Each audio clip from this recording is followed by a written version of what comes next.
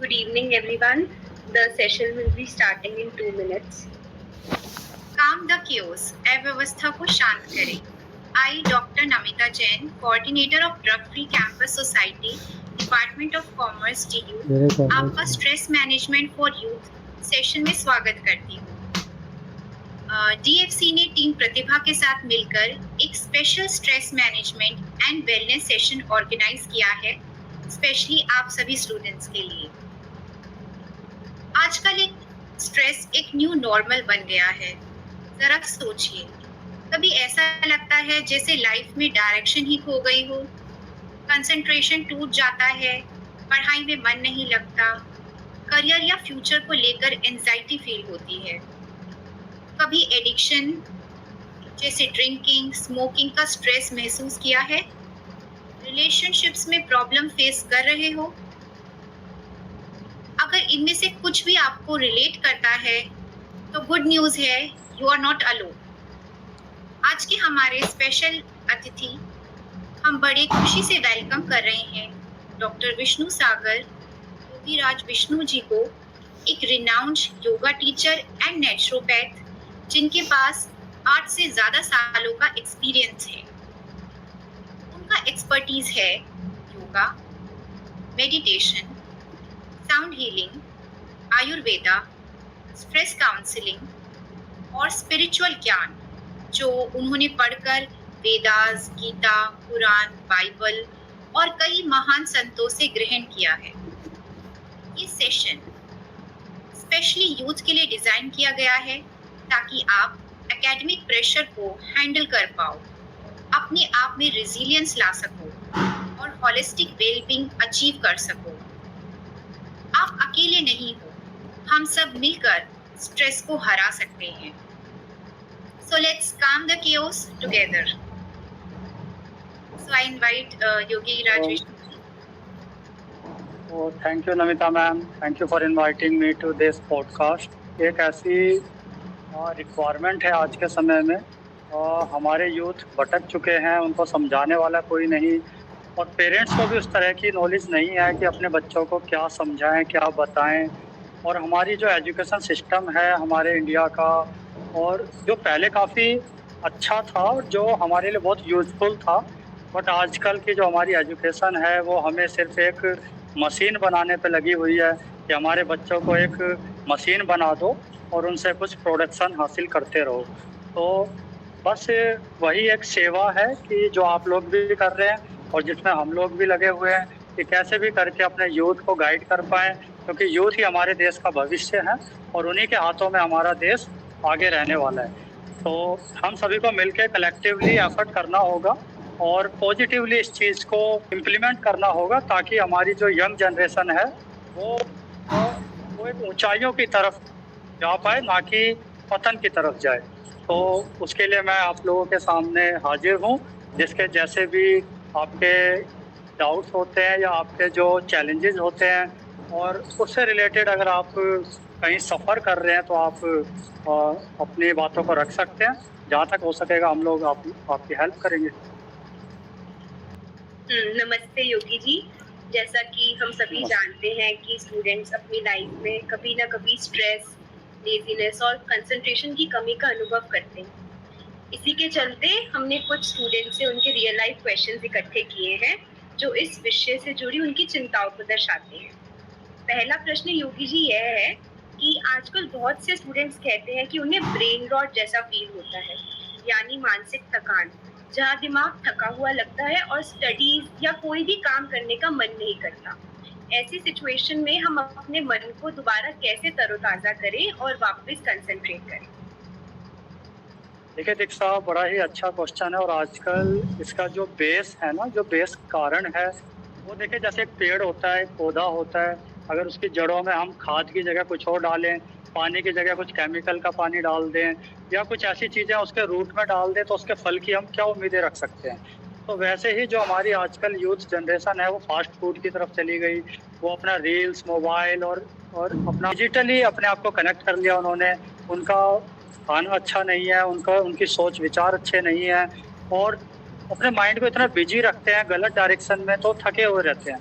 और जो एनर्जी उनको मिलनी चाहिए अंदर से वो मिलेगी जब आप नेचर से कनेक्ट होंगे, जब आप नेचुरल लाइफस्टाइल को फॉलो करेंगे, जब आप अपना जो हमारा ह्यूमन फूड हमारे लिए है, फल है, सैलेड्स हैं, ड्राई फ्रूट्स हैं, और डायरेक्ट हम बारिश के पानी में नहाना हो गया, या डायरेक्ट सनलाइट लेना हो गया, या नंगे पैर मिट्टी पे चलना हो गया। अब इन चीज़ों को हमने करना बंद कर दिया तो जो एनर्जी हमारे अंदर क्रिएट होती, हमने उस सोर्स को कट कर दिया। इसलिए हम अंदर से थके हुए रहते हैं और बुझे हुए रहते हैं। तो सबसे पहले तो हमें नेचर से कनेक्ट होना है, और उसके बाद फिर हमें सही डायरेक्शन में अपने टाइम को लगाना है, ना कि बस ऐसे स्क्रॉलिंग करते जाना है। घंटों घंटों हो जाते हैं हमारे यूथ, सुबह से शाम हो जाता है, शाम से रात हो जाती है, रात से सुबह के 3 बज जाते हैं, लोग मोबाइल में ही लगे रहते हैं। फिर उन्हें पता लगता है 4 बज गए, चलो सोने का टाइम हो गया। तो इस तरह की हमारी लाइफस्टाइल है। फिर अब खाने का कोई टाइम नहीं, बाहर जाके हम बर्गर, पिज़्ज़ा, चाउमीन, ड्रग्स वगैरह ले रहे हैं आजकल बच्चे। तो फिर उनकी ये हालत हो गई है। और दूसरा, हमें पता होना चाहिए कि हम क्या काम कर रहे हैं और क्यों कर रहे हैं। तो पर्पज हमें पता होना चाहिए। अगर हम पढ़ाई कर रहे हैं तो क्यों कर रहे हैं, अगर हम ये खाना खा रहे हैं तो क्यों खा रहे हैं, इससे हमें क्या मिलेगा, ये सेंस हमारे अंदर होना चाहिए। ना कि हम बस भेड़ चाल में लोगों को देखा अब क्या कर रहे हैं तो वही हम करें, तो हम मार्केट के जाल में फंस जाएंगे। जो मार्केट है ना, वो हमें सिर्फ एक मशीन बना के रखना चाहता है और हम उनके स्ट्रैप में फंस जाएंगे। तो अपने आप को बचाना है तो नेचर से कनेक्ट होना पड़ेगा, ताकि वो अंदर की एनर्जी क्रिएट हो और हम अपने आप को एनर्जेटिक फील करें और जो भी काम करें पूरे एनर्जी से करते हैं। धन्यवाद योगी जी, आपने बहुत अच्छे तरीके से बताया कि मानसिक थकान को कैसे समझा जाए और उससे कैसे बाहर निकला जाए। अब मैं एक और सीरियस टॉपिक पर क्वेश्चन रखना चाहूंगी। वह यह है कि कई बार स्टूडेंट स्ट्रेस, जैसे हमने देखा, स्टूडेंट स्ट्रेस या पीयर प्रेशर में स्मोकिंग, ड्रिंकिंग और ड्रग्स की ओर बढ़ जाते हैं और बाद में उससे निकल नहीं पाते।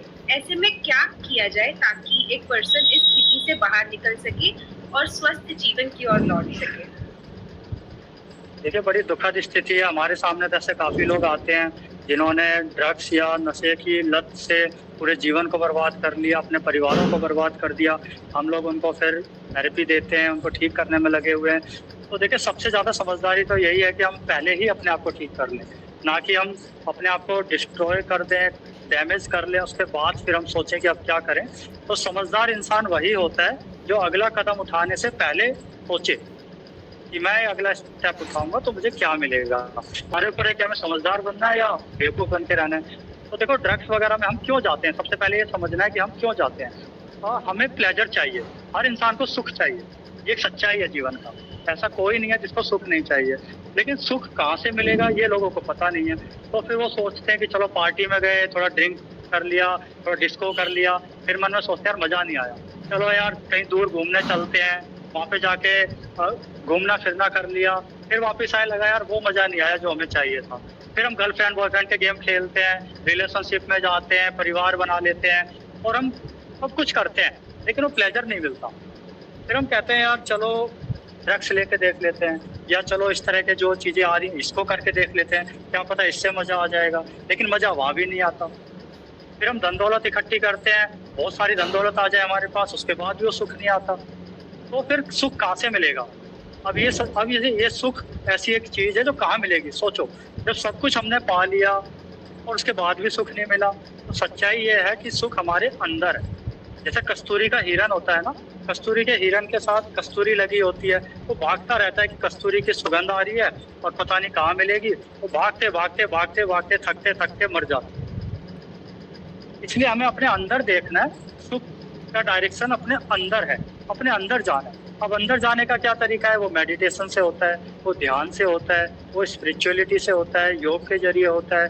तो वस्तु कहीं ढूंढे कहीं, हमारे संत महात्मा बोलते हैं कि घर में अगर हीरा छुपा हुआ है, हम बाहर ढूंढने में लगे हुए हैं, यार हीरे को ढूंढो, वो तो घर में रखा हुआ है।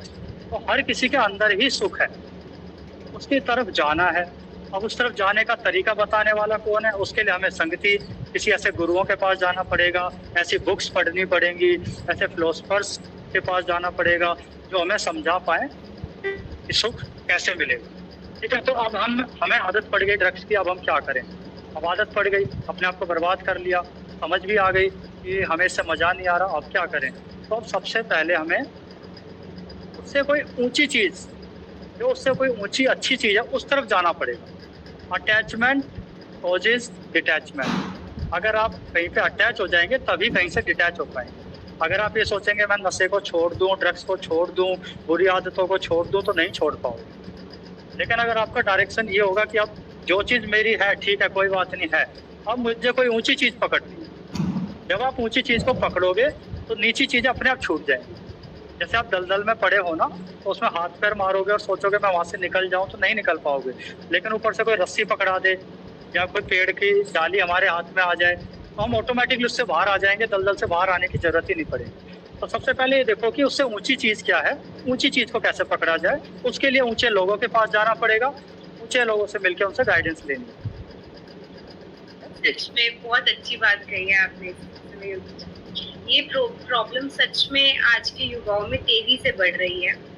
अब मैं पढ़ाई और ध्यान केंद्रित करने से जुड़ा एक प्रश्न रखना चाहूंगी। एक स्टूडेंट ने कहा है कि कई बार ऐसा होता है कि हम पढ़ने तो बैठते हैं लेकिन सब्जेक्ट बहुत बोरिंग लगते हैं और दिमाग डेप्थ में जाने से कतराता है। ऐसी सिचुएशन में हम खुद को उन सब्जेक्ट्स में इंटरेस्ट लेने और उन्हें डीपली समझने के लिए कैसे मोटिवेट कर सकते हैं? देखो दीक्षा, ये लगभग सभी के साथ होता है। मुझे लगता है आपने भी फील किया होगा, मैंने भी फील किया है, जिसने भी स्टडी किया है, जिसने भी पढ़ाई की है, उसको लगभग 99% लोगों को तो ये रहता ही है कि यार मन नहीं लग रहा लेकिन पढ़ना पड़ेगा। क्यों पढ़ना पड़ेगा? मार्क्स लाने, पास होना है, हमारा सिर्फ इतना रहता है। लेकिन मैं इससे एक कदम और आगे जाऊंगा कि थोड़ा गहराई से पहले ठंडे दिमाग से सोचो कि हमें स्टडी करनी है तो क्यों करनी है। पहले पढ़ाई को बाद में रखो, पढ़ेंगे हम बाद में, पहले सोचो उसके ऊपर। पूरा ठंडे दिमाग से टाइम लगाओ, 1-2 घंटे सोचो इस चीज़ को कि हमें अगर ये स्टडी करनी है तो क्यों करनी है। क्या मैं सिर्फ इसलिए कर रहा हूँ या कर रही हूँ कि मुझे मार्क्स लाना है, नंबर लाने हैं और बस कहीं मेरी जॉब लग जाएगी, कोई काम हो जाएगा, पैसा कमा लेंगे, बस इतना ही सोचा हुआ है। या फिर स्टडी एक बड़ी इंटरेस्टिंग चीज़ है, जानना तो बहुत ऊँची चीज़ है, हम जाने क्यों ना गहराई से उसको, हम उसमें मज़ा क्यों ना लें, हम लक्ष्य को ना देख के हम उस प्रोसेस को मज़े में क्यों ना बिताएं, हम उसको एंजॉय क्यों ना करें, प्रोसेस को, हम यात्रा को एंजॉय क्यों ना करें, हम टारगेट को क्यों सोचें, लक्ष्य को क्यों सोचें, क्या मिलेगा। हमें पढ़ाई करने का मौका मिल रहा है, क्या ये छोटी बात है? कितने लोगों को पढ़ने का मौका नहीं मिल रहा, कितने लोग चाहते हैं कि कोई हमें पढ़ाए, हमारी फीस वगैरह दे दे। लोग इतने हैं हमारे देश में, नहीं है, लेकिन हमें अगर ऐसा मौका मिल रहा है और हमें जानने का मौका मिल रहा है तो फिर हम उसको इंटरेस्ट के साथ क्यों ना करें कि हम उसको क्यों करना है इस चीज़ को समझ के। जब हम ये चीज़ समझेंगे तो फिर हमारा इंटरेस्ट जगेगा। पर्पज़ समझ में आना चाहिए, क्या पर्पज़ है इस जो हम करेंगे। अगर हम देखो कहीं नौकरी के लिए जाते हैं तो हमारा पर्पज़ है हमारा घर चलाना है, पढ़ाई करते हैं हमारा पर्पज़ होता है कि हमें कामयाब बनना है, आगे हमें अपने पैरों पे खड़ा होना है, मजबूत होना है। तो साथ में इस पर्पज़ को भी जोड़ें कि हमें ज्ञान अर्जन करना है ताकि कल को हमें कोई बेवकूफ़ ना बना पाए। सिर्फ मार्क्स के लिए नहीं, वो तो अपने आप आएगा, वो बाय प्रोडक्ट अपने आप है। वो तो जब आपका कर्म अच्छा होगा तो रिजल्ट तो अपने आप ही अच्छा आएगा। लेकिन अगर हम फल की इच्छा करेंगे तो कर्म हमारा गड़बड़ हो जाएगा। कर्म करो, फल की इच्छा ना करो, यही गीता ने समझाया। तो हमें अपने कर्म को अच्छे तरीके से करना है और कर्म को अच्छे तरीके से तभी कर पाएंगे जब हमें उसको करने का पर्पस समझ में आएगा। और जब हम अपने ध्यान के जरिए, मेडिटेशन के जरिए अपनी विल पावर को, अपने सेंस ऑफ डिस्क्रिमिनेशन को जागृत करेंगे, वो हर किसी में नहीं होता, वो जागृत करना पड़ता है, तब हमें समझ आता है कि ये करने की चीज़ है या नहीं है। वरना जब तक हमें वो सेंस जागृत नहीं होता तब तक हम बड़े लोगों से मिलें, हम कामयाब लोगों के पास जाएं, संगति बदलें। सबसे मेन चीज़ होती है संगति। अगर हम अच्छी संगत में जाएंगे तो कुछ ना करते हुए भी हम उच्च होते चले जाएंगे, हमारी चेतना ऊंची होती चली जाएगी। और अगर हम बुरी संगति में बैठेंगे तो सब कुछ करते हुए भी हम पतन में चले जाएंगे। तो ऊंची संगति में बैठने का ये फल होता है, बिना करे ही हम ऊंचे हो जाते हैं। तो या तो हम ऊंची संगति में जाएं, अगर हम और ज़्यादा स्मार्ट हैं, और ज़्यादा इंटेलिजेंट हैं तो ध्यान करें, मेडिटेशन करें, अपने सेंस को जागृत करें और जो भी कर्म करना है उसको डीपली समझें कि उसको करने का पर्पज क्या है, उसको करने से मुझे क्या मिलेगा, क्या हासिल होगा, है ना। और उसमें फिर मजा लें, प्रोसेस को एंजॉय करें, यात्रा को एंजॉय करें, ना कि ये सोचें कि मुझे जब मिलेगा तब मैं एंजॉय करूँगी या करूँगा। हम प्रोसेस को ही एंजॉय क्यों ना करें? क्या ये छोटी चीज़ है जो हम कर रहे हैं? कितने लोगों को ये नहीं मिला, ऐसे सोचें। धन्यवाद योगी जी, यह बात वाकई हम सभी स्टूडेंट्स के लिए काफी इंस्पिरेशनल है। योगी जी, आपसे इतना कुछ सीखने के बाद अब हम आपके व्यक्तिगत अनुभव से जुड़ा एक सवाल भी पूछना चाहेंगे। योगी जी, हमने आपके बारे में काफी सुना है कि आप कई दिनों तक बिना कुछ खाए पिए रह सकते हैं। हम सबके मन में यह जानने की क्यूरियोसिटी है कि आप ऐसा कैसे कर पाते हैं और इसका शरीर और मन पर क्या बेनिफिट होता है, और क्या हम लोग भी इस तरह की प्रैक्टिस कर सकते हैं? देखो, आपने जो बोला कि हम बिना खाए क्या हम रह सकते हैं, या योगी जी ने बिना खाए कई महीनों तक रहे या सालों तक रहे या दिनों तक रहे, ये सारी बातें और कहने में तो इस तरीके से लगती है, लेकिन रियलिटी में मैं इस तरीके से बोलूँगा कि बिना खाए कोई नहीं रह सकता। पहली बात तो ये, और दूसरी बात ये कि हम क्या खाते हैं वो अलग हो सकता है। देखो, खाना अंदर भी है, बाहर भी है। हो सकता है हमारे लिए बाहर से खाना डालना जरूरी है, लेकिन हो सकता है किसी के लिए अंदर का खाना वही काफ़ी हो। तो वो चीज़ हो, उसको अंदर से जो एनर्जी मिलती है, अंदर से जो खाना मिलता है, उसको लेने का तरीका आना चाहिए। हमें सिर्फ इतना ही पता है कि बाहर से हमें खाना मिल गया, हमने खा लिया, लेकिन एक तरीका ऐसा भी है कि हम अंदर से ही एनर्जी लें, अंदर से ही उस भूख को पूरा करें, उस खाने को लें, ताकि हमें बाहर के फूड की ज़रूरत ही ना पड़े। अब जैसे मेरा जो एक्सपीरियंस आपने बताया है, मैंने 21 डेज़ तक सिर्फ वाटर पे मैं रहा था। 21 दिनों तक मैं सिर्फ पानी पे रहा था, और मैंने अपने ऊपर टेस्ट करके देखा था एक्चुअली। और तो पानी पे रहा था, उसके बाद फिर मैं 84 डेज़ तक लिक्विड डाइट पे रहा था। तो ये मैंने करके देखा था, और मुझे लगा कि ऑटोमेटिक एनर्जी बढ़ती जा रही है, ना कि कम हो रही है। देखो, एक होता है कि खाना ना खाना, और एक होता है अंदर से खाने को हासिल करना, अंदर से एनर्जी को लेना। तो जैसे एक होता है उपवास करना, एक होता है भूखे रहना। तो उपवास हमें परमात्मा से कनेक्ट करता है, उपवास हमारी चेतना को ऊंचा उठाता है, लेकिन भूखे रहना हमें मौत की तरफ लेके जाता है। तो वो नेगेटिविटी हो जाती है, और उपवास करना हमें पॉजिटिविटी हमें देता है। एक अंदर का जो कनेक्शन होता है चेतना का, उससे कनेक्ट करने में हमें मदद करता है। तो कोई भी कर सकता है, लेकिन उसकी कुछ तो ध्यान रखने वाली बातें होती है। ये नहीं कि सिर्फ आपने खाना नहीं खाया और सोचा कि बस मैं भी ऐसे कर लूँ। इसके पीछे बहुत सारी चीज़ें भी थी। अब किसी को ये नहीं पता कि मैंने मौन भी धारण किया था, मैं किसी से ज़्यादा बातें नहीं कर रहा था। किसी को ये भी नहीं पता कि मैं अकेला शांति से बस नेचर से कनेक्ट होकर रहता था, लोगों से ज़्यादा मिलना जुलना नहीं था मेरा उस टाइम पे। किसी को ये भी नहीं पता कि मैं मेंटली कूल था, शांत था, कोई मेरे माइंड में स्ट्रेस नहीं लेता था, मैं किसी तरह की कोई चिंता नहीं थी, तनाव नहीं था, मैं प्रेजेंट मोमेंट में था। जब ये सारी चीज़ें आप करेंगे, तब आप अंदर की शक्ति से कनेक्ट हो पाओगे, और तब वो शक्ति आपको चलाती है। हमारे अंदर ये मिथ्स है कि हमें लगता है खाने से हमें एनर्जी आ रही है, ऐसा नहीं है। एक वाइटल फोर्स हमारे अंदर होता है, एक प्राण शक्ति हमारे अंदर होती है, वो सबके अंदर होती है। उसको क्रिएट करने का, उसको जागृत करने का तरीका आना चाहिए। जब वो हमें आ जाता है, फिर हम कई दिनों तक, महीनों तक बिना खाए रह सकते हैं, जिसको हम कहते हैं बिना खाए, लेकिन वो अंदर से वो खाना मिलता रहे। तो मैं ऐसा नहीं कहूँगा कि मैंने कुछ खाया नहीं, हाँ मैं ये कहूँगा कि मैंने अंदर का खाना खाया, जो नेचर का फूड था, जो ध्यान का खाना था, वो मैंने खाया। धन्यवाद योगी जी, आपने बहुत अच्छे तरीके से समझाया कि किस तरह उपवास हमारे लिए लाभदायक हो सकता है। आपकी बातें निश्चित रूप से हमारे लिए प्रेरणादायक है। अब एक स्टूडेंट का प्रश्न है जो बॉडी पेन और मेंटल स्ट्रेस के संबंध पर आधारित है। वह यह है कि एक स्टूडेंट ने बताया कि पिछले साल उनकी बैक में चोट लगी थी और अभी तक पुराना दर्द पूरी तरह से गया नहीं है। तो वह जानना चाहते हैं कि क्या ऐसा बॉडी पेन हमारे मेंटल स्ट्रेस या कंसंट्रेशन पर भी असर डालता है, और क्या योग या मेडिटेशन जैसे तरीके इसमें मदद कर सकते हैं?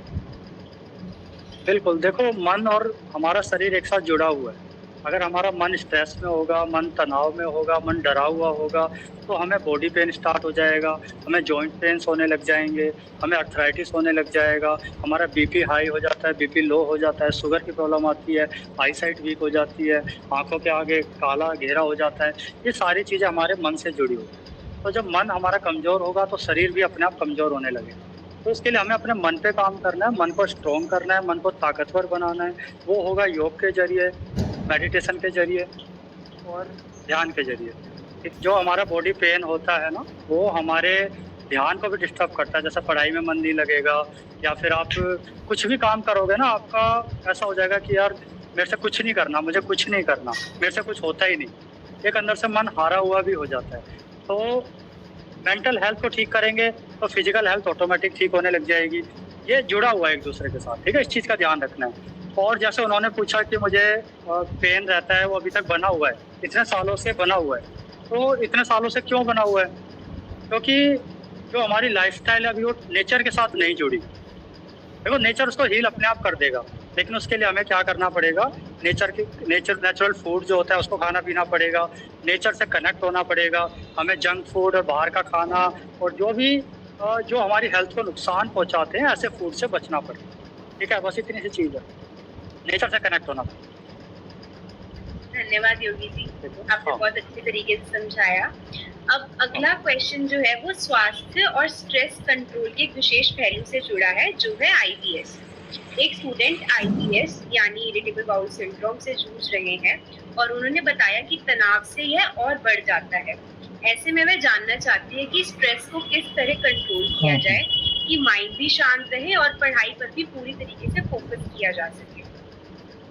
करेक्ट। देखो जो IBS होता है ना, ये IBS जो होता है ये हमारे माइंड से जुड़ा हुआ है, स्ट्रेस से जुड़ा हुआ है। जितना इंसान स्ट्रेस में रहेगा, तनाव में रहेगा, ठीक है, और जितना ज़्यादा घुट के जीवन जिएगा, मतलब उसको लगेगा कि फ्रीडम चाहिए लेकिन फ्रीडम उसको नहीं मिल रही। जब इस तरह से होगा तो फिर वो IBS, फिर वो कॉन्स्टिपेशन बनता है सबसे पहले। ठीक है, कॉन्स्टिपेशन के बाद IBS होता है। तो जैसे स्ट्रेस होगा उससे कॉन्स्टिपेशन बनेगा, कॉन्स्टिपेशन के बाद IBS हो जाता है। तो IBS क्या होता है? इरिटेशन होता है हमारी इंटेस्टाइन के अंदर, कभी वो हाइपर एक्टिव हो जाती है, कभी स्लो हो जाती है। तो ये प्रॉब्लम होती है IBS में। तो उसके लिए वही है, सबसे मेन चीज़ तो यही है कि नेचुरल फूड को अपनाओ। कुछ दिनों के लिए आपको खाना छोड़ना पड़ेगा, फास्टिंग पे आना पड़ेगा, इंटेस्टाइन को रिलैक्स और उनको आराम देना पड़ेगा और लिक्विड डाइट पर रहना पड़ेगा। फ्रूट्स के जूस के ऊपर रहना पड़ेगा, ये छाछ होती है, लस्सी होती है, इस तरह की चीज़ों पे आना पड़ेगा। उसके बाद फिर वो हीलिंग होती जाएगी, फिर हमें नॉर्मल फूड के ऊपर आना पड़ेगा। तो सबसे पहला काम क्या करना है? स्ट्रेस को मैनेज करना। उसके बाद क्या करना है? अपने कॉन्स्टिपेशन को ठीक करना। फिर वो अपने फूड को ठीक करेंगे, IBS ठीक होने लग जाएगा। जैसे देखो छोटा बच्चा होता था ना, स्कूल जाने के नाम से अगर डरता था, उसके पेट में दर्द हो जाता था। कभी एग्जाम है, बच्चे को जाना है, उसको लूज मोशन लग जाते थे। कभी हमारा इंटरव्यू होता है कहीं पे जाके, हमारे पेट में दर्द होने लग जाता है और अजीब सी फीलिंग पूरी बॉडी में होने लगती है। इसका मतलब क्या है? हमने कुछ गलत तो खाया नहीं, माइंड में स्ट्रेस, अंदर टेंशन ली हमने, तो उससे बॉडी इस तरह से रिएक्ट करती है। तो और हम एक कंजूसी भी जुड़ी हुई है इससे, IBS से। हम अगर कंजूसी दिखाते हैं, सिर्फ लेना जब सोचते हैं, उससे भी IBS बनता है, उससे भी कॉन्स्टिपेशन बनती है। तो थोड़ा दान पुण्य करो, थोड़ी सेवाएं करो और थोड़ा सा दिल खोल के अपने टाइम को लगाओ सेवा में। अपना दान, पैसे का भी दान करो, धन दौलत का भी दान करो और टाइम को भी थोड़ा सा डोनेट करो। तो उससे भी हमारा IBS ठीक होने लगता है और नेचुरल लाइफस्टाइल को अपनाओ, सब ठीक हो जाएगा। लेकिन एक चीज़ मैं कहना चाहूँगा इसमें, एक चीज़, हाँ, मैं भी एक बात बोलना चाहूँगा कि मैं जो यहाँ पे चीज़ें बता रहा हूँ ना, कोई जो भी सुन रहा हो तो ऐसा नहीं कि सीधा एकदम से इम्प्लीमेंट करें उसको। सबसे अच्छा होता है अब मेरे सामने रिपोर्ट होती, पर्सन टू पर्सन डिपेंड करता है, सबकी रिपोर्ट होनी चाहिए और फिर डॉक्टर को कंसल्ट करके ही हमें उसको इम्प्लीमेंट करना है, ध्यान रखना है। ठीक है, तो मैंने मोटा बता दिया, आपको थोड़ा आइडिया दे दिया है कि प्रॉब्लम क्यों बनती है, ताकि आप रूट पे काम करें। लेकिन जो भी फाइनल आपको करना है वो आपको डॉक्टर के सजेशन से ही करना है। इसमें मैं एक चीज जोड़ना चाह रही थी कि टाइम मैनेजमेंट भी स्टूडेंट्स के लिए बहुत इंपॉर्टेंट है। अगर वो अपने टाइम को ठीक से मैनेज करेंगे तो एंड मिनट पे जाके उनको स्ट्रेस नहीं होगा कि इतने से कम टाइम में इतना सारा कैसे पढ़ें या इतना सारा काम कैसे करें। थोड़ा आप प्लानिंग करें और टाइम मैनेज करें।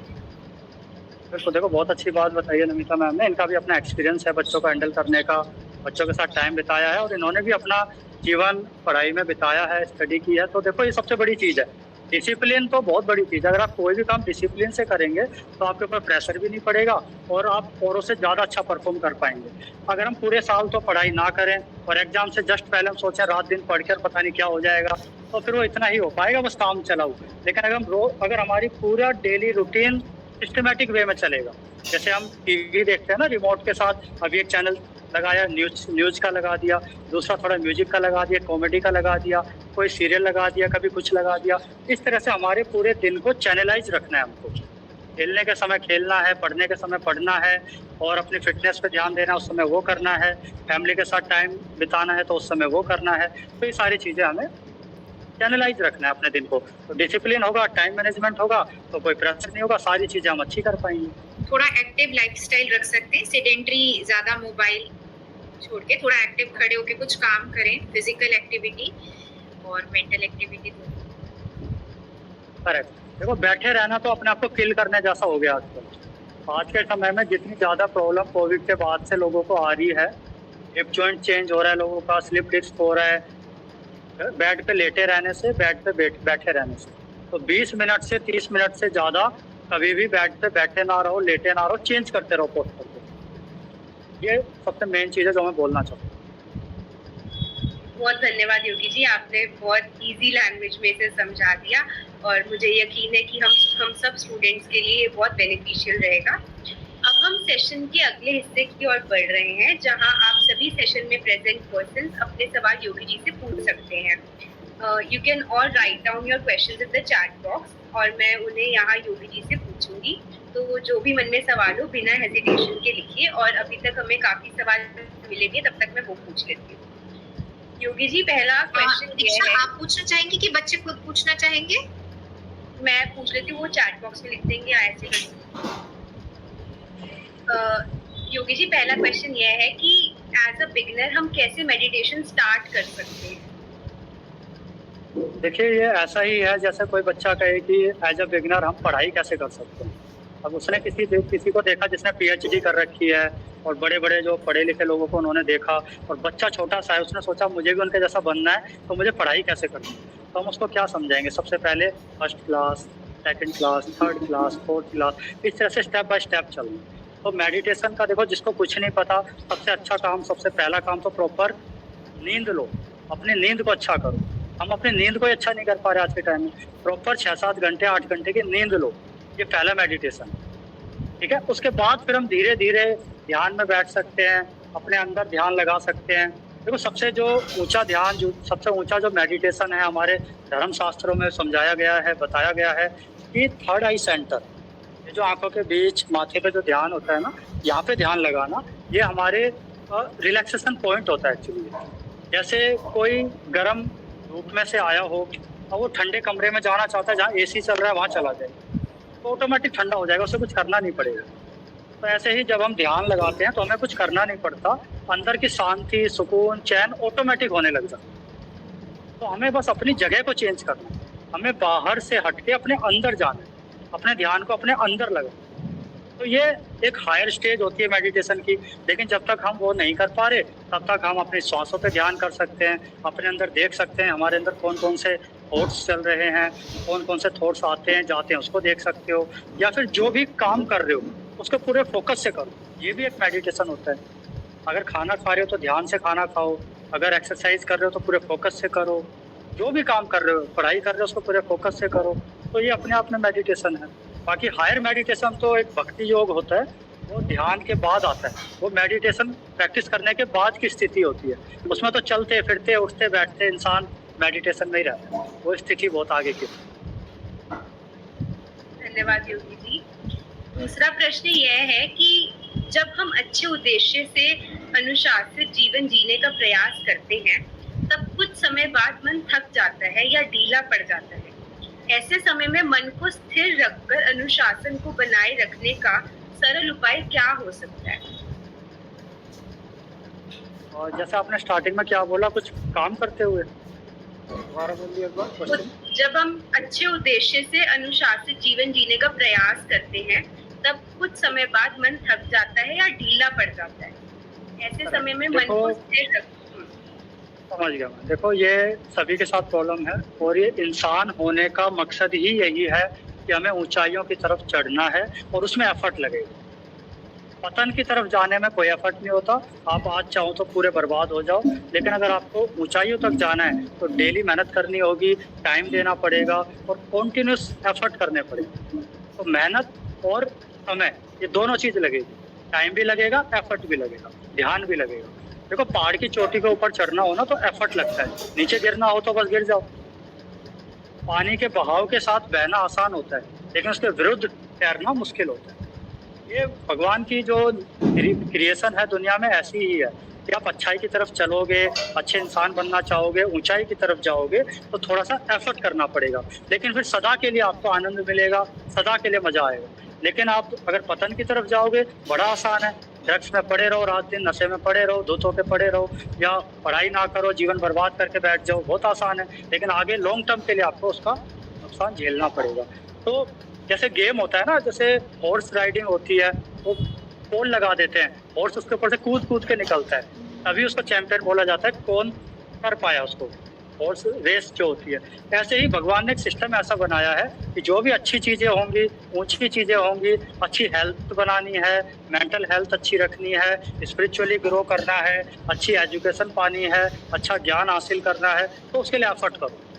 ये प्रभु की, परमात्मा की एक ऐसी ही नेचर है, उसमें हम कुछ बदलाव नहीं कर सकते। लेकिन अब हम क्या कर सकते हैं, वो हमें करना है। जैसे मेरे गुरुजी कहते हैं कि जैसे एक ताश के पत्ते किसी को दिए गए हों खेलने के लिए, अब पत्ते तो उसके हाथ में आ गए, अब वो सही पत्ता अगर खेलेगा तो वो अपनी बाजी को जीत सकता है। लेकिन किसी के हाथ में अगर गलत ताश के पत्ते हैं, मतलब अच्छे पत्ते भी हैं, और वो गलत बाजी खेल जाए तो हार जाएगा।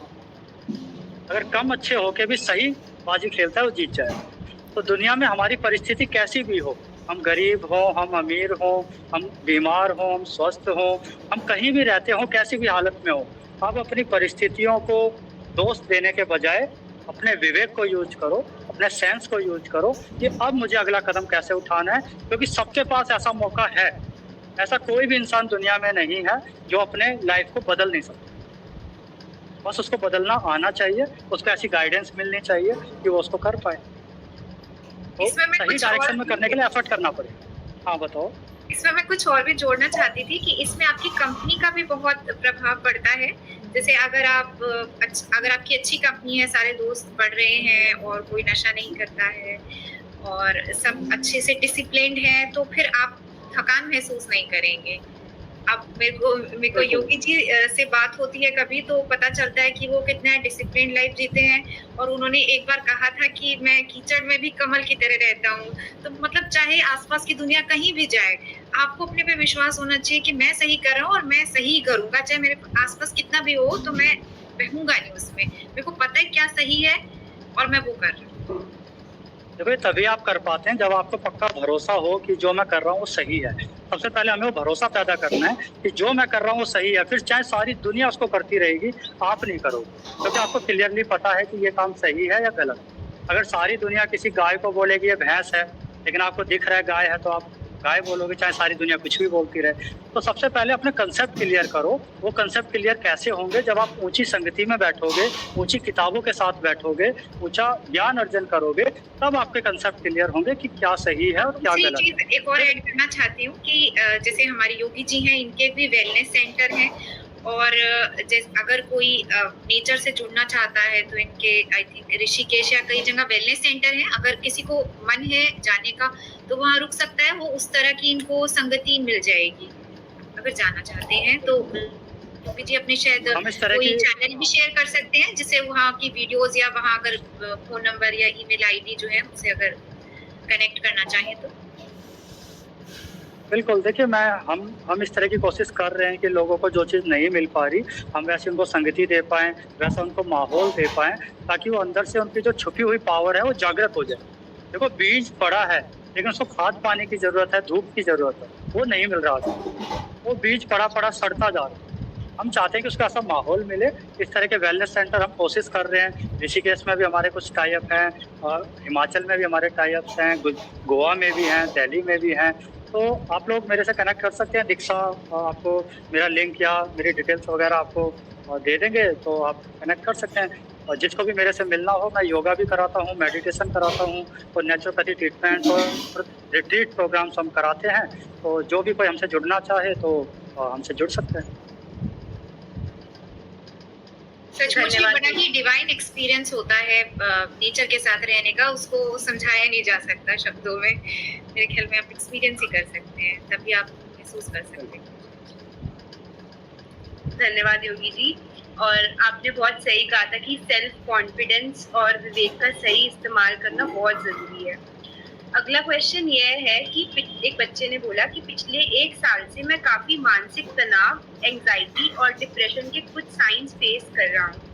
पहले मुझे पढ़ाई और रीडिंग काफी इंजॉयबल लगती थी, लेकिन अब मुझे अपने गोल्स पर फोकस करना और मोटिवेशन मेंटेन करना मुश्किल हो रहा है।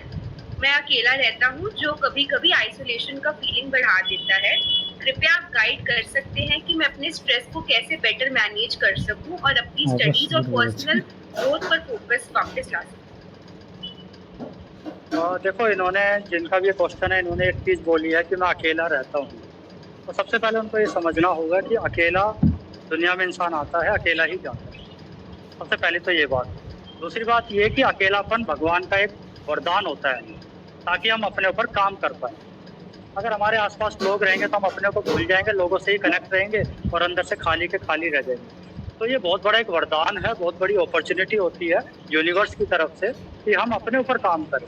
ठीक है, तो अकेला कोई नहीं होता, भगवान सबके साथ जुड़ा होता है और वो हमें मौका दे रहा होता है कि अपने ऊपर कुछ काम करें। ठीक है, सबसे पहले तो ये बात। दूसरी, उन्होंने बोला मैं डिप्रेशन, एंजाइटी इससे जूझ रहा हूँ। तो डिप्रेशन क्या होता है? डिप्रेशन क्या होता है कि हमारा माइंड एक ही समय में कई सारी बातें सोच रहा होता है। हमारा माइंड बड़ी तेजी से चल रहा होता है, एक ही टाइम में 4 बातें सोचना डिप्रेशन का कारण बन जाता है। और डिप्रेशन, स्ट्रेस क्यों आता है कि जो हम चाहते हैं वो नहीं हुआ और जो भगवान ने चाहा वो हो गया, इसलिए हमें डिप्रेशन होता है। देखो, प्रभु जो चाहता है वो अच्छा होता है और जो करता है वो अच्छा होता है। हम इस चीज़ को नहीं चाहते, हम सोचते हैं कि जो हम चाहते हैं वो हो जाए और वो नहीं होता तो हमें दुख होता है, हम डिप्रेस्ड हो जाते हैं। मैं इसके लिए एक छोटी सी कहानी सुनाऊंगा। अकबर और बीरबल की एक कहानी है। एक बार अकबर का अंगूठा कट गया था या हाथ में कुछ चोट लग गई थी। ठीक है, उंगली कट गई थी, कुछ ऐसा हुआ था। तो खून निकला, काफ़ी ज़्यादा पेन हो रहा था। तो बीरबल ने बोला कि भगवान जो करता है अच्छा ही करता है। तो उसको गुस्सा आ गया कि एक तो मेरा अंगूठा कट गया, ऊपर से ये बोलता है कि जो हुआ अच्छा हुआ, इसको जेल में डालो। उसको जेल में डाल दिया। फिर राजा अपना शिकार के लिए गया जंगल में। जब वो शिकार के लिए गया, वहाँ आदिवासी थे, जंगली लोग थे, उन्होंने उसको पकड़ लिया। उनको किसी देवी की या पता नहीं किसकी पूजा करनी थी, तो उनको एक नर बलि देनी थी, एक इंसान की बलि देनी थी। तो उन्होंने सोचा ये राजा मिल गया, इसको वही पकड़ के इसकी बलि देंगे। जब उन्होंने उसकी बलि देने के लिए उसको पकड़ा तो उन्होंने देखा इसका तो अंग भंग है, इसका तो अंगूठा कटा हुआ है और अंग भंग जो इंसान है उसकी बलि नहीं दी जा सकती, उससे पूजा खराब हो जाएगी। तो उन्होंने कहा इसको छोड़ो, दूसरे को पकड़ेंगे। तो जब ये राजा वापस आया तो इसने कहा यार बीरबल ने सही बोला था कि जो होता है अच्छा होता है, अच्छे के लिए होता है, उसको बुलाओ वापस।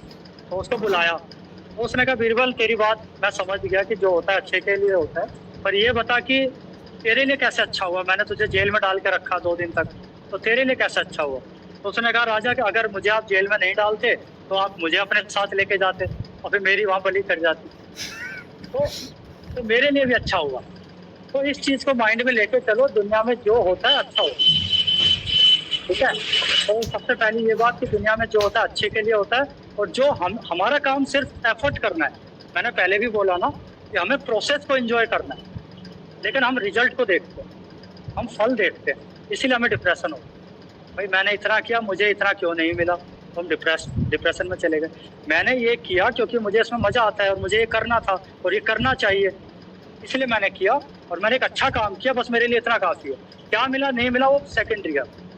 लाइफ को एंजॉय करो, अपने काम को, कर्म को एंजॉय करो, तो ये चीज़ इसमें है। ठीक है, तो इसी चीज़ को मैं उनके लिए बोलूँगा, इस तरह से सोचो कि जो होता है अच्छे के लिए होता है और मैं अकेला हूँ तो मैं लकी हूँ कि अपने ऊपर काम करने का मुझे टाइम मिला है और अब मुझे वो करना है जो करना चाहिए। मुझे क्या चिंता में पड़े रहना चाहिए या मुझे अपना चिंता को छोड़ के अपनी पढ़ाई पे फोकस करना चाहिए या अपनी हेल्थ को अच्छा करना चाहिए या अपनी मेंटल हेल्थ को अच्छा करना चाहिए? क्या करना चाहिए? अच्छी तरह सोचो, समझो और फिर उसको करो पूरी शिद्दत के साथ। इसमें मैं एक चीज और ऐड करना चाहूंगी कि आप इतने बड़े देश में अकेले बिल्कुल नहीं, और जैसा योगी जी ने बोला तो आप सेवा कर सकते हैं, सेवा के आपको बहुत मौके मिलेंगे। और उन्होंने 1-2 बच्चों को सजेस्ट भी किया था कि जहाँ बाढ़ आई है वहाँ लोगों की मदद कर सकें या कुछ स्किल सिखा सकें, छोटे बच्चों को पढ़ा सकें, तो बहुत सारी चीजें आप अकेलापन महसूस नहीं करेंगे। देखो इतनी हमारे आसपास कितनी ज़रूरत है हम लोगों की, यूथ की कितनी ज़रूरत है, और यूथ बेचारा सिगरेट, दारू और ड्रग्स और बाहर अपना जंक फूड खा के और घर में रील्स वगैरह में लगा रहता है। हमारे आसपास कितनी बाढ़ आई थी, वहाँ पे कितने लोगों को जरूरत थी, चिल्ला रहे थे लोग, और हमारे जवान अपने घरों में पड़े हुए थे। जब कोई कहता है ना मुझे डिप्रेशन है, स्ट्रेस है, या मैं क्या करूं ना करूं, तो जाके वहाँ जाओ, किसी ऐसी संस्था को ज्वाइन कर लो जहाँ पे सेवा चल रही है, और वहाँ पे जाके सेवा करो, लोगों की मदद करो। अपने आप बॉडी भी हेल्दी हो जाएगी, मेंटल हेल्थ भी मिलेगी, और अंदर से सेटिस्फेक्शन मिलेगा कि हम लोगों के लिए कुछ अच्छा काम कर रहे हैं। तो कितने सारे काम है हमारे यूथ के लिए। जब यूथ कहता है मुझे समझ नहीं आ रहा क्या करूँ, तो मुझे समझ नहीं आ रहा कि यूथ ऐसा क्यों बोलता है। तो इतने सारे काम है हमारे चारों तरफ, तो हर जगह खड़े हो जाओ। देखो मैं अपना एक छोटा सा एक एग्जांपल बताऊंगा। एक मेरा इंसिडेंट था कि मैं एक बार कहीं जा रहा था, ट्रेन की पटरी पे मैंने देखा कि ट्रेन जैसे ही चली ना, तो एक लेडीज थी, वो चढ़ नहीं पाई ट्रेन पर, उसके जो खिड़की के जो वो लगे होते हैं पोल, उसको पकड़ के लटक गई, और वो चलने लगी। अगर थोड़ी सी और आगे जाती उसके पैर भी कट सकते थे, उसको चोट लग सकती थी। एकदम एक लड़का था, यंग लड़का था, वो एकदम भागा, उसने गोद में पकड़ के उसको, उस लेडीज को, उस महिला को खींच के साइड में कर दिया। तब मैंने कहा यार देखो, ये होता है जवान खून, ये होता है यंग ब्लड। तो ऐसा होना चाहिए ना हमें कि भाई कहाँ हमारी जरूरत है। जब बाकी लोग डरेंगे कि पता नहीं हमें ही कुछ नुकसान ना हो जाए, उसने ऐसा कुछ नहीं सोचा। उसको जैसे ही दिखा वो एकदम भागा, उसने उसको, महिला को खींचा और बचा लिया। तो मेरी आंख से आंसू आ गए, मैंने उसको थैंक यू बोला, और मैंने कहा तुम्हारे जैसे लोगों की जरूरत है हमारे देश में। तो ये चीजें चाहिए, तो हम इस लेवल तक जाएं कि दूसरों के लिए कुछ कर पाएं, कुछ करें। बहुत सारे काम है हमारे लिए करने के। हाँ, तो हमें ऐसा बनना है, सिर्फ लेने की ना सोचे, देने वाले बने। धन्यवाद योगी जी। और ये बात आपने सच कही कि हमेशा दूसरों के लिए भी सोचना चाहिए, और हमने कभी ना कभी अनुभव भी किया है कि जो होता है अच्छे के लिए ही होता है। योगी जी, दूसरा अगला क्वेश्चन यह है कि अपनी लाइफ में कैसे एनर्जेटिक रहें। और देखो, जो एनर्जेटिक की बात आ गई, तो वही बात है जो मैंने, जैसे मुझसे लोग बोलते थे कि भाई आपने 3 महीने तक बिना खाए कैसे रहे। वो एनर्जी कहाँ से मिली? वो एनर्जी अंदर से मिलेगी। अंदर एनर्जी का सोर्स समुद्र है। अंदर अंदर ऐसा नहीं कि छोटी सी एनर्जी है, बहुत बड़ा समुद्र है। आप जितना चाहें उसमें से ले सकते हैं। हनुमान जी के साथ क्या था? हनुमान जी के अंदर कितनी ताकत थी, लेकिन वो भूले हुए थे। उनको जगाया, उनको समझाया, जगाया, तो उनकी एनर्जी कितने बड़े रूप में हमारे सामने आई। ऐसे ही हर इंसान के अंदर बहुत असीम शक्तियां हैं, असीम ताकत है, लेकिन उससे कनेक्ट होने की जरूरत है। जैसे किसी का मोबाइल अगर चार्ज ना हो, अब बाहर लाइट ना हो, तो क्या करेंगे? पावर बैंक से कनेक्ट कर देंगे। तो पावर बैंक हम सबके अंदर, उस पावर बैंक से कनेक्ट होना हमें आना चाहिए, तो अपने आप एनर्जेटिक हो जाएंगे। तो ऐसे भी लोग होते हैं जो पूरा दिन भर काम करते रहते हैं, नहीं थकते, रात भर कम सोते हैं, सुबह फिर एनर्जी के साथ काम कर रहे होते हैं। और ऐसे भी लोग हैं जो दिन भर सोते रहते हैं, रात भर सोते रहते हैं, और फिर भी बोलते हैं कि भाई हमें एनर्जी फील नहीं होती। तो ये एनर्जी अपने अंदर से ही जगानी पड़ेगी। वो जगेगी मेडिटेशन से, वो जगेगी ध्यान से, वो जगेगी भगवान से जुड़ने के साथ, वो जुड़ेगी स्पिरिचुअल होने के साथ। ये सारी चीजें करनी पड़ेगी, ठीक है? तो एनर्जी अपने अंदर से ही जगानी। धन्यवाद योगी जी। एक स्टूडेंट का क्वेश्चन यह भी है कि पिछले 2 महीने से उन्हें अपनी डेली रूटीन में काफी फ्लक्चुएशंस फील हो रही हैं। कभी तो वह बहुत सेल्फ मोटिवेटेड और एनर्जेटिक फील करते हैं, लेकिन कभी कभी बहुत डिप्रेस्ड और लेथार्जिक लगता है। इस सिचुएशन को वो कैसे इफेक्टिवली मैनेज कर सकते हैं? देखो, वही है कि अगर आप बिना मन के कोई काम करेंगे तो ऐसे ही उतार चढ़ाव आते रहेंगे।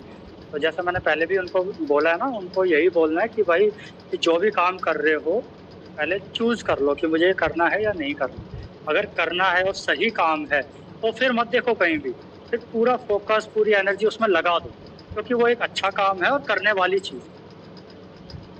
जब हम बिना अनमने ढंग से करेंगे, बस करना पड़ रहा है, पेरेंट्स का प्रेशर है इसलिए करना पड़ रहा है, मेरे फ्रेंड्स कर रहे हैं इसलिए करना पड़ रहा है, क्या करें इसलिए करना पड़ रहा है, समझ नहीं आ रहा है इसलिए करना पड़ रहा है, तो फिर ऐसा ही होता है।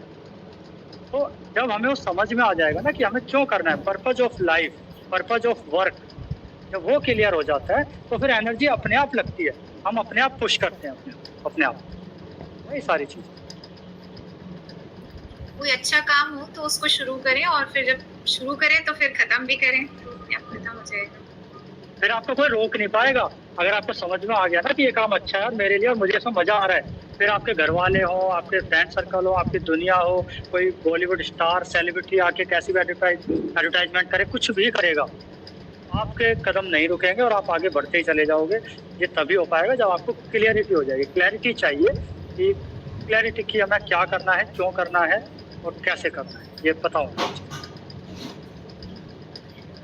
आई थिंक हमारे सारे क्वेश्चंस हो गए हैं। मैं चाह रही थी कि बच्चे अगर कुछ फीडबैक देना चाहें योगी जी को, उनको कैसा लगा सेशन, या आगे हमें क्या कुछ आगे के लिए सजेस्ट करना चाहें तो वो बोल सकते हैं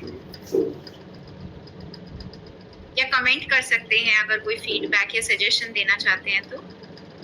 but I am very happy because it was the festive season, और एक दो टाइम हमारे माइंड में ये आ रहा था कि दिवाली आने वाली है और सब बिजी हैं तो लोग कैसे टाइम निकालेंगे। But I feel really grateful कि काफ़ी स्टूडेंट्स ने ज्वाइन किया, और हमें अभी भी और क्वेश्चंस मिले। पहले भी स्टूडेंट्स ज्वाइन कर रहे थे, हो सकता है इधर उधर, लेकिन काफ़ी स्टूडेंट्स ने ज्वाइन किए। उन्होंने अपने क्वेश्चंस पूछे और योगी जी ने बहुत पेशेंटली और काफ़ी सोच समझ के बहुत ही प्रैक्टिकल आंसर्स दिए जो हम अपनी डेली लाइफ में अप्लाई कर सकते हैं। और मुझे ऐसा लग रहा है, मतलब दीक्षा को तो देख के स्पेशली कि वो मतलब बहुत अच्छी तरह नोट करके और बहुत अच्छे से सेशन कंडक्ट किया दीक्षा ने। And I would like to thank Ayush and Hemant also, and a very special thank to Yogi ji कि उन्होंने अपने व्यस्त समय से कुछ टाइम निकाला हमारे स्टूडेंट्स की प्रॉब्लम सॉल्व करने के लिए। और आई थिंक विष्णु जी, योगी जी अपना कोई कॉन्टैक्ट डिटेल्स या अपना यूट्यूब चैनल या कुछ भी शेयर कर सकते हैं जिससे बच्चे आगे भी कनेक्ट रहें, क्योंकि हम ही आगे सोसाइटी बनाएंगे और आप लोग ही आगे देश को चलाएंगे। तो आप लोग योगी जी के माइंड में ये रहता है कि बच्चे बहुत आगे जाने चाहिए हमारे देश के।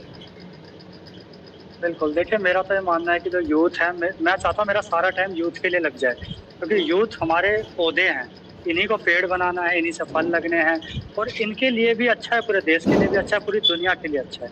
तो specially thanks to Namita ma'am, Diksha, Hemant और ये आयुष, इन्होंने मिलकर काफ़ी अच्छा काम किया। सभी बच्चों का, जो भी बच्चे इससे जुड़े हैं, उन्होंने जो भी सुना समझा, और मैं चाहूँगा उसको पॉजिटिवली लेकर अपनी लाइफ में इम्प्लीमेंट करें और अपने आप को थोड़ा सा ऊंचाइयों की तरफ लेके जाएं।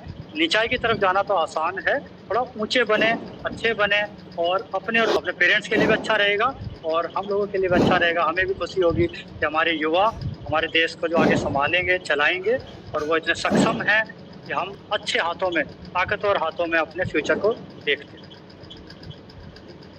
योगी जी, आपके समय और जवाबों के लिए बहुत बहुत धन्यवाद। आपने हर सवाल को बहुत ही सरल भाषा में समझाया है और हमें भरोसा है कि आज का ये सेशन हम सब के लिए बहुत बेनिफिशियल रहेगा, ताकि हम सब स्ट्रेस को बेटर तरीके से हैंडल कर सकें और हेल्दी लाइफ जी सकें। मैं एक बार फिर से आपका धन्यवाद करना चाहूँगी, और अगर इस सेशन में किसी भी स्टूडेंट को योगी जी से कनेक्ट करना है तो मैं उनका नंबर आप सबको शेयर कर दूँगी। और अगर ये वीडियो देख रहे किसी भी व्यक्ति को योगी जी से कांटेक्ट करना है तो उनका अगर अभी शेयर करना चाहते तो अभी चैट बॉक्स में शेयर कर दो।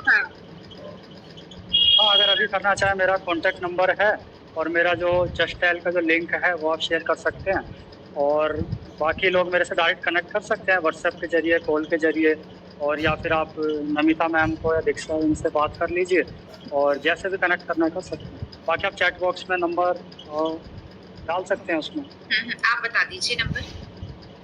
हाँ, 8826 8826703738। किसी को योगा से रिलेटेड कोई पेन है, किसी को कोई मेंटल हेल्थ से रिलेटेड गाइडेंस चाहिए, कोई रिलेशनशिप इश्यूज चल रहे हैं किसी के साथ, कोई अकेलापन फील करता है, या किसी को कहीं घूमने जाना है, किसी को आउटिंग करना है, किसी भी तरह की कोई भी हेल्प चाहिए, आप मेरे से कनेक्ट कर सकते हैं और जितनी भी आपकी हेल्प हो पाएगी हम करेंगे। तो 8826703738, ठीक है, ये मेरा कॉन्टैक्ट नंबर है। और बाकी जस्टाइल के ऊपर अगर आप जाएंगे तो Sohang yoga wellness centre, Sohang yoga holistic wellness, ये जस्टाइल का हमारा लिंक है। बाकी यूट्यूब चैनल है, आप वहाँ भी कनेक्ट कर सकते हैं।